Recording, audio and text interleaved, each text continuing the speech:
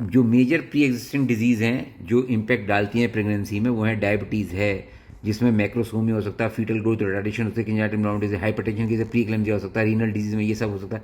तो ये डिजीज़ आपको पूछनी पड़ती हैं हिस्ट्री में।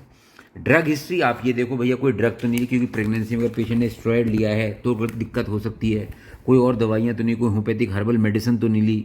सम women need to know that they must continue their medication, example epilepsy, कि अगर कोई दवाई चल रही है तो उसको लेते बंद नहीं करने की।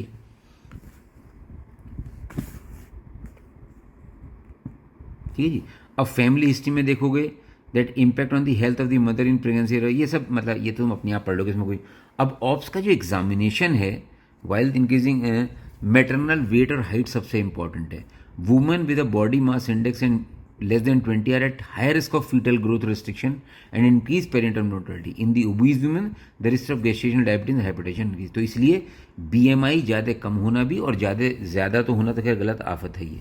BP का मेजरमेंट बहुत इंपॉर्टेंट है। हाइपरटेंशन हम यूजली बोलते हैं अर्ली प्रेगनेंसी में more than 140/90 on 2 separate occasions at least 4 hours apart should prompt search underlying cause. क्योंकि अगर इतना बीपी है तो देखो भैया कोई रीनल पैथोलॉजी तो नहीं है, कोई कोलेजन वेस्कुलर डिजीज तो नहीं है, कोई एंडोक्राइनल डिजीज तो नहीं है। Although 90% cases will be due to essential hypertension, लेकिन बाकी चीज़ें भी आपको एक्सक्लूड करनी पड़ेंगी। How to measure blood pressure in pregnancy, बड़ी इंपॉर्टेंट बात है। Measure the blood pressure with a women seated or a semi recumbent position, use in appropriate size cuff, large women will need a larger cuff. If using automated device, check it has a validity है कि pregnancy में use कर सकते हैं। Ensure that manual devices have been recently calibrated. Convention is to use Korotkoff 5, that is absence of sound as is more than 4, तो जब 5 वाली होती है तभी उसे डायस्टिक बोला जाता है। Deflate the cup slowly so that you can record the blood pressure to the nearest 12 millimetre. Do not round up down. खैर ये तो सब यूरिन एग्जामिनेशन आपको देखना होता है, प्रोटीन के लिए रूटीन माइक्रोस्कोपी करना ही करना होता है।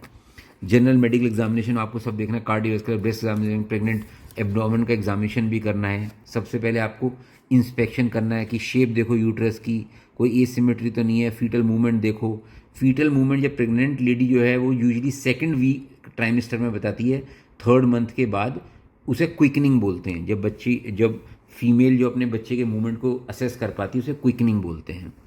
कोई अब जब एब्डोमेन का देख रहे थे कोई सुप्रा प्यूबिक स्कार वगैरह तो नहीं, कि पहले कोई अपेंडिक्सेक्टमी या लेप्रोस्कोपी कोई सर्जरी तो नहीं हुई है उसकी पेशेंट की। अच्छा जी, अब फिर पेल्पेशन करना है। नंबर ऑफ बेबीज देखो, साइज ऑफ बेबी कैसा है, लाई ऑफ द बेबी कैसे, प्रेजेंटेशन कैसी है, वेदर द बेबीज एंगेज। ठीक है जी, तो ये आप एब्डोमेन से आप देख सकते हैं। सिम्फाइसिस फंडल